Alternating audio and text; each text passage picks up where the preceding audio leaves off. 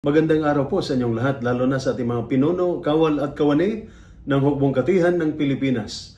Ako po si Father Deon, ang Post-Catholic Chaplain ng Headquarters and Headquarters Support Group, Philippine Army. At ito po ang Salita ng Diyos, ang ating gabay. Ngayon po ay Tuesday, May 27, 2025, ng ika-6 na linggo ng pagkabuhay.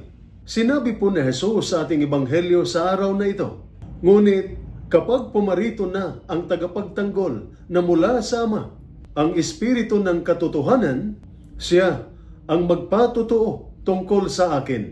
Bilang sundalo o kahit ordinaryong mamamayan, bitbit natin araw-araw ang iba't ibang uri ng bigat.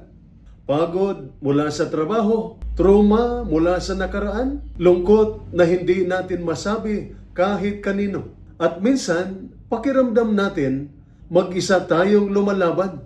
Ngunit sa ating ebanghelyo ngayong araw, ipinapaalala sa atin ni Jesus ang isang napakalaking pangako. Ipadadala ko sa inyo ang tagapagtanggol.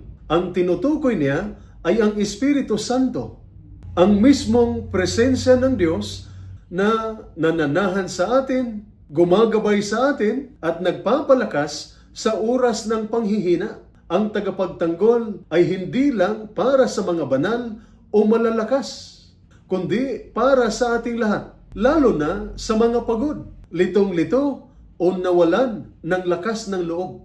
Sa bawat takot, sa bawat desisyong mahirap gawin, sa bawat gabi ng pag-iisa, nariyan ang Espiritu Santo upang bigyan tayo ng kapayapaan at lakas mula sa Diyos. Kung minsan tahimik ang paligid at parang walang sumasagot sa ating dasal, ngunit huwag tayong mawalan ng tiwala. Ang Diyos ay laging nariyan. Ang tagapagtanggol ay hindi kailanman bumibitiw. Tayo lang minsan ang nakakalimot na humingi ng tulong. Ito po ang salita ng Diyos, ang ating gabay. Manalangin tayo.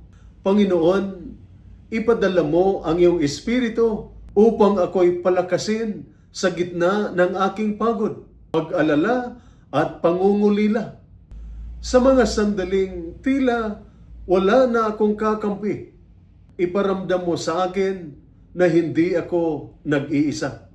Amen. At sumainyo at sa inyong pamilya ang pagpapala ng makapangyarihang Diyos, Ama, Anak at Espiritu Santo. Amen.